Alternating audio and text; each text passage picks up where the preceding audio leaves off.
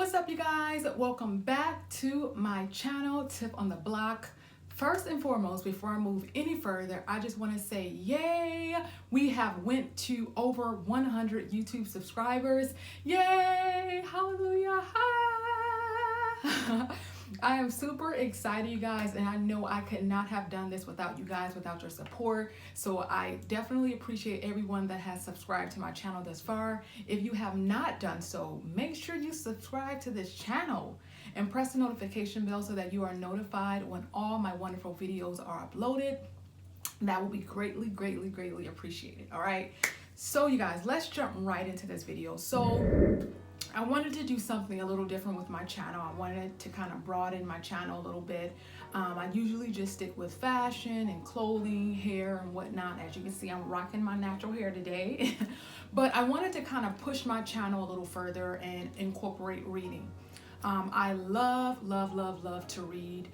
Ever since I moved to New York, unfortunately, I haven't really had time to really read and focus because I've been trying to get, used to living here, getting to work and other things. But I want to get back on track with my reading again. A lot of the books that I did read before I moved to New York was Amish books. I know you're probably like, well, what is this black girl doing reading Amish books? They were like Amish love story books. Well, I love Amish books because I believe like a lot of the Amish ever, so it kind of reminds me of just a lot of the Christian books that I read. So I really enjoy those books. But I read all types of books. It doesn't matter what it is. I read all types of books. I just love reading. So I got back on my reading bandwagon and I read a book this week. I actually ordered the book about, I want to say 3 days ago, and I finished it yesterday. And the book of choice that I got, and I got this book off of Amazon, is The Man God Has for You. And this book is written by Stephan Labossiere, something like that, Stephan Labossiere. And basically, the book is talks about 7 traits to help you determine your life partner. And basically, the book is now there's so much goodness in this book, but the basics of the book is basically broken down where the author is giving us single women or whoever would like to read the book, basically 7 traits to look for when looking at a future husband. And basically those 7 traits are: number 1, you will be attracted to him. Trait number 2 to look for is his love will uplift you, not break you. Trait number 3, you would not have to make him into a man. That was a bomb chapter there. Trait number 4, he wants a helpmate, not a playmate. Trait number 5, you'll experience a genuine connection, not just chemistry. Trait number 6, he will love God. And trait number 7, he'll want all your love, not just a piece. And that's trait number 7. And like I said, this book is filled with so many other points other than the 7 traits, but that's the basis of the book. And basically what I'm going to do, I'm just going to kind of let you all know my review of the book and kind of what I got out of each of the 7 traits, okay? So going back to trait number 1, when the author talks about you will be attracted to him. Now, a lot of you may look at this trait and say, well, of course, you'll be attracted to him or whatever, but I'm going to tell you all the truth. I'm 30 years old, and I know there were times in my life where I'm like, I'm not going to be able to find a good looking man. I'm just going to have to settle just for anybody. And if I were to be picky about it, my blessing wouldn't come, Let me know, ladies, have you ever felt like that? Especially the ladies that are older in age. Have you ever felt like, you're just going to have to settle for somebody that you're not attracted to or whatnot? I was that person. I felt like, I'm just going to have to settle for anybody. I'm not going to be attracted to him, but I'm just going to have to settle for him. Just look at his heart. But as I was reading this book, I began to think about how the author stated that, why would God bless you with a husband that you're not attracted to? That's kind of like the first thing that God will want you to be with the person that you love, is to be attracted to them. Another point that he pointed out in the book is that a lot of times when you're with someone that you're not attracted to, down the line you're going to tend to disrespect them, and you're going to not try hard enough for them because you're like, okay, just anybody, at least I married you, and how can God get the glory in that? And that was such a good point that the author made in this book, that God wants you to be with someone that you're going to be attracted to, and that's something that you need to look for first. That you want to know that you're attracted to that person. So that was a really good point that I got out for that number 1 trait. The number 2 trait that he talked about was he will love and cherish you and not disrespect you. And just simple, and that's something that I've kind of always stood by, even when it comes to my journey of singleness and, waiting for a future husband, is that I want him to respect me. I want him to respect my values. I want him to respect what I believe in. He's not going to be somebody that's going to be abusive or verbally abusive. He's going to be somebody that loves you and cherishes you. Because just think about it. If God is a loving God, God loves us and he wants the best for us, why would he give you someone that's the total opposite of who he is? So that's definitely something that I got out of that trait number 2, to really look for when, God does send man my way, is that to make sure he's going to love and respect me, and he's going to love and respect you. So that was definitely a good trait that I got out of that one. And I also, what I got out personally, it is not really necessarily was in the book, was that a lot of times we as women, we choose the spouses or who we love out of brokenness. We may have just got out of a relationship, or where we may have been hurt or rejected, and a lot of times we choose our next person based on how we feel. And a lot of times it's a broken man, it's a man that's violent, it's a man that's verbally abusive. So what I got out of that trait as well is just, when we, first and foremost, we must choose when we're healed. And when we choose when we're healed, and when we choose when we're whole, I believe that the outcome will be different.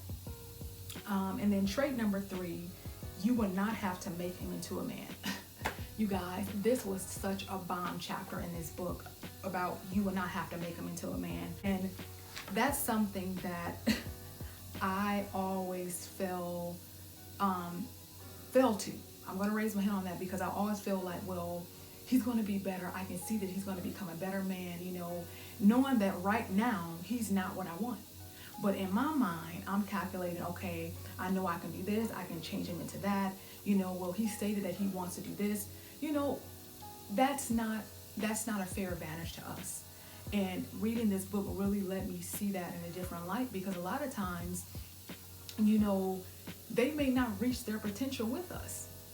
And we would have given all of our energy, all of our years to this guy, and he never reached his potential with us. And that's a waste of time and a waste of a relationship, And another thing was, the second tip, which really took me overboard with this, is that there's a difference between supporting a man and sponsoring him. How many times do we as females get those two things confused? Because when you're supporting a man, you're supporting him as your friend. You're supporting him as your friend. You're there for him. But when it comes to sponsoring a man, that's when you begin to invest yourself in that man. And that's not our jobs to do. We begin to give them things, do things for them as if we're their wives, and that's a total difference. Let me read another passage for you guys, because for me personally, I think this really hit home for me, because a lot of times I get caught up in feeling like I'm their imaginary girlfriend when I'm just their friend. And a lot of times I get too attached. You know what I'm saying? So let me read another passage that I'm from this chapter. Give me a second. Page 60. Okay, it says, if at any point you feel as if you're becoming too attached or caught up while friends, then it's no longer appropriate. And that really spoke to me, because like I was saying, a lot of times we as women, we're their friend, but at the same time, we act like we're their girlfriend. And a lot of times that's when we become frustrated, when we're now obligating them to be boyfriend material when they're really just our friends. And when we become too attached, it's better to just back off. And that's something that I really, really, really got out of this chapter, because I found myself doing that so much in my life. When I say that I'm your friend, but at the same time I'm acting like a girlfriend. It's so off. So off. Another nugget that I got out of this chapter is not to settle. Settling doesn't give God glory. And that's basically just a simple truth. I'm sure a lot of us as single women got to that point where we feel like we're just going to settle for this guy. He's convenient, he's in my life. So I know if I let him go, I'm not going to have anybody else to turn to. So I'm just going to settle for this man. You know what I'm saying? I've done that before. Let me read another passage for you guys. It says settling doesn't give God glory. God is not in the business of giving you lackluster relationships. Oh boy. He's not in the business of giving you mediocrity. He doesn't specialize in having you walk around unhappy and miserable over something he gave you as a blessing. That's not acceptable. And that is so true. You know, you settle for a relationship knowing good and well deep inside you feel like there's something better for you. There's something greater for you. And even in that, God doesn't get the glory. If you're unhappy and God is a great God that gives great blessings, why would God give you some man that you're not necessarily happy with? Or, you know, you're double thinking in your mind, is this the one? Is this the one? Is this the one? So it's not good to settle.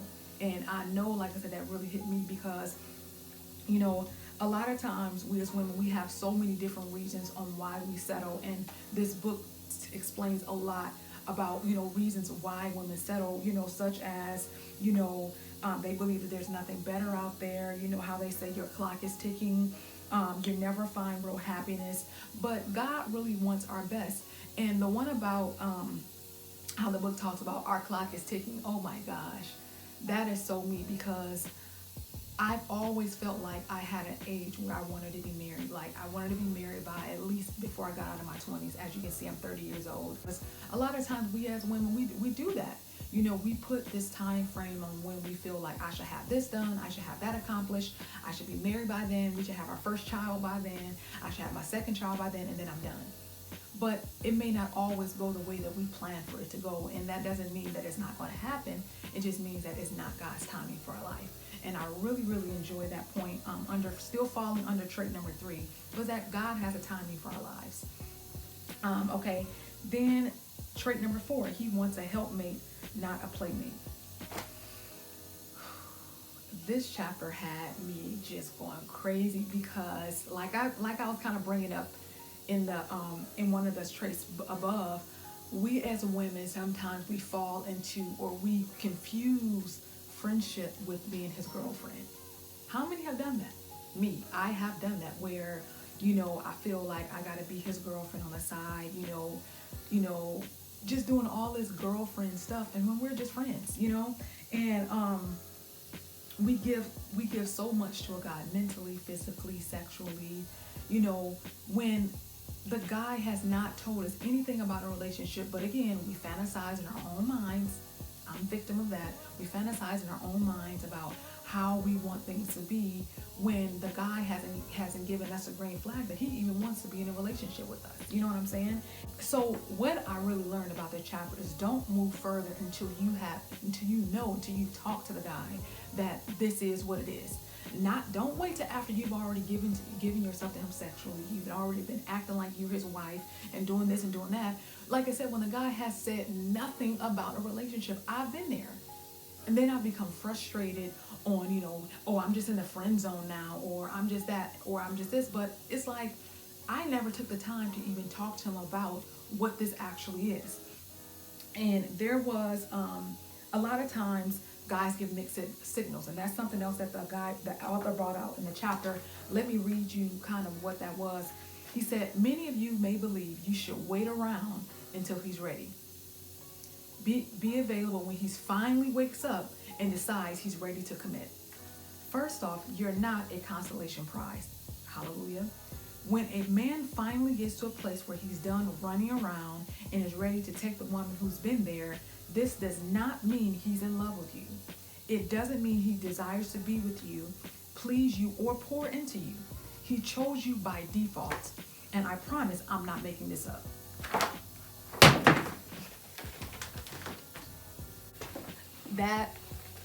That was such a powerful, that was just such a powerful chapter in this book, because like I said, I've been there. I've been there with guys where they give you mixed signals. They want to act like you're their wife. They want you to do this. They want you to do that. You know, they make you laugh. You know, they give you just enough to keep you giving them what they want. But think about it. Have they even said, I want to be in a relationship with you? No. And a lot of times we get so overly zealous about things that don't even matter. he called me, he texted me, he did this, he made me smile, he took me out to dinner. And did he talk about wanting to be in a relationship with you? Did he talk about having a future with you? Did he, you know, do any of that nature? And a lot of times what I've been through is that, you know, there's not a problem when they're getting what they want. But as soon as you bring a conversation up about, okay, like, what are we? Are we getting into a relationship? Or do you want a relationship? It's like they get amnesia. Well, I mean, we just friends. Really? But when I was giving you what you wanted, when I was there for you, when I was your playmate or whatever the case may be, everything was fine and dandy. But as soon as I want to see where this really is, there's a problem. Men do give mixed signals. Let me read another passage. It says, a lot of men confuse the heck out of you, and it makes no sense. They say, I don't want a girlfriend, but behave like a boyfriend. They say, I don't want commitment, but want to regulate who you talk to, where you go, who you entertain. It gets downright confusing. They want cuddle and do all these sweet little things. When you ask, where's this relationship going? Then he's like, oh, whoa, slow up. You're moving too fast. What are you doing? And that is so, like, when I read this passage, like, I busted out laughing, because I have to be the one that drives the car, so to speak. I have to be the one responsible enough to, or mature enough to understand that just because he does a little things, that doesn't mean that you've talked about the most important things of where this relationship is or where it's going. And like I said, we have to, as single women, we have to stop over fantasizing about nothing. He likes this or he likes that, or he did this or he did that or he did that. But still, what does that mean? What does that mean? Where is the relationship going? Or is it anything? And if it's nothing, then we need to stop acting like we're their girlfriend or we're their wife. Trait number 5 was you'll experience a genuine connection, not just chemistry. So let me just read you all a passage on that, just to kind of basically totally summarize what that meant. It says, furthermore, you don't want to fake enjoying parts of him. That was very deep. Again, furthermore, you don't want to fake enjoying parts of him. When there's a connection, you're at peace with this person. You enjoy them, you're comfortable being with them, and you want to be in their presence. You're content with them, even with their imperfections. You can be honest with them about what you need. With a genuine connection, there's no need to fake it. Being yourself is key, because if you're not yourself, then who will you connect with? And that really stuck out to me, because I've been friends with guys where I felt like I had to be a certain way just to please them. But that wasn't who I really was. It wasn't really who, I wasn't really representing the Tiffany that I really am at my core. I was just being this certain woman so they can like me. Being this certain woman so I can be cool, or I can be looked at as a catch. But is that really a connection if I have to fake it to make it with you? If I have to be somebody that I'm not just so you can feel okay? That's not really a connection. And like I said, a lot of times, I've had good chemistry with guys. We like the same things, we like the same food, but it's just like, that's just surface stuff. Things that really matter, the core things, that the foundation of things that really, really carry on a relationship, those are the things that matter. And those are the things that I struggle with when coming into contact with certain guys. It's like, I had no connection with them. I laugh it off, or I fake it just to make it work. But like I said, who is that helping when I'm not being myself? And I truly believe that when we come into contact with that man that, that is destined to be in our lives as single women, we're going to be able to connect to them on every level, whether it's spiritual, whether it's natural. We're able to sit and talk for hours and not feel like, okay, let me not say this because I know he doesn't like that, or let me not say this because I know this is going to bore him. We don't have to do all of that. We don't have to do all of that to be liked. We don't have to do all that to be loved. We don't have to do extra to be beautiful. We can be who we need to be, who we truly are.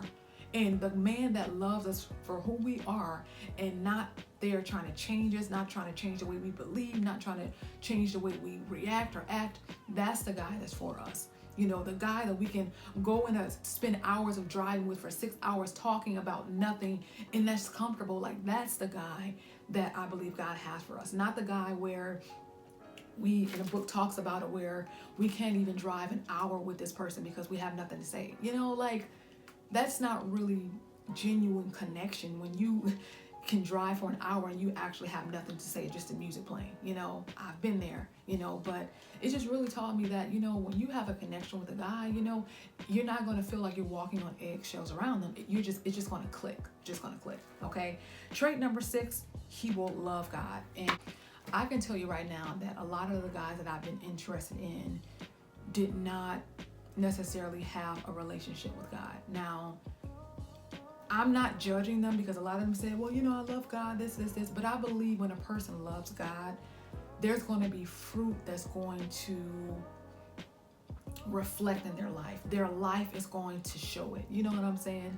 Now, I know we all fall. We all have flaws. We're not perfect, because I'm definitely not perfect, but I'm striving to be a better person. And that's something that I want in a husband, somebody that's striving to be a better person. You can tell that by the decisions that they make, the places that they go, the people that they hang around with, the things that they do, the things that they say. That's how you know if a person really genuinely loves God. You know what I'm saying? Like, I don't want you to say, oh, I love God too, just to be with me, but the life that you live behind closed doors is totally different. You know what I'm saying? Like, I want to see that you're trying to be a better man. Same with us women too. You know, we can want that in a man, but are we trying to be a better woman? You know, are we trying to be better in every area of our lives? And that's something that I really looked at too, because it's just like, yeah, Tiff, you can want a man to be a godly man and want a man to do this and want a man to do that, but are you living that life? You know, are you reflecting that character that you want your husband to have? So that's something that I really got out of this chapter, because it's like, I'm not looking for perfection, because there is no perfect person. You know, I know there's a scripture in the Bible that says, who can find a faithful man and who can find a virtuous woman? Meaning that there is no perfection, you know, but if you are honestly trying to be a better man, you know, if you're honestly trying to be a better woman, I believe that's when good things, a good man will come to us as being single women. And for a single man, a good woman can come to you. And the last trait was, he'll want all of your love, not just a piece. You know, and I believe this really, really hit home for me too, because there were many times in my life where I wanted a relationship out of loneliness. I wanted a relationship out of brokenness. I wanted a relationship out of pain, but I wasn't necessarily healed totally myself.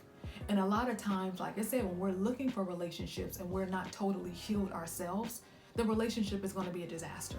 It's going to be a disaster. And it's like, why go through all that disaster again when I know in the first place that I need to get myself together? Because when the right man comes for me, I want him to come to a whole woman. I want him to come to a healed woman. I want him to come to a confident woman. I want him to come to a strong woman, and I want to be able to give him that. I don't want to be able to give him broken pieces of me and half of me and, you know, the hurt part of me. I want to know that I've taken the time out to really focus on myself, to really build myself mentally, physically, spiritually, emotionally, most importantly. You know, I want to be to that point where I can be a help to him, not a hindrance to him. You know what I'm saying? So, you know, and vice versa. I want him to be a man that's whole, a man that has evaluated himself mentally, spiritually, physically. I want him to be able to give me his full, whole self and not just half of himself as well. So, you guys, I really, really, really enjoyed this book. This book was such an inspiration, such an encouragement to me. I definitely recommend this book to you ladies, to you single women, and even single men. If you just want to read it to kind of get insight on things, I definitely recommend this book to you all. I give it an A+.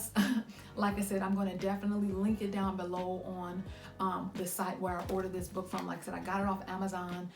You know, tell your friends about this book. Like I said, my mind is always open to learning new things because your girl is not perfect. So this book really, really taught me a lot. It really, you know, had me reevaluating a lot of things that I thought, you know, a man was all about. It really had me reevaluating my mindset, you know. So now, you know, I can go into the whole dating thing with a different mindset, you know, looking for different things and not just looking for myself going around and around in circles again, but actually getting from point A to point B, which is eventually marriage. So I love you guys. I hope you guys enjoyed this review. There will be tons of more reviews coming. I love you guys. Like I said, don't forget to subscribe if you haven't done so already. I'll talk to you guys later. Bye.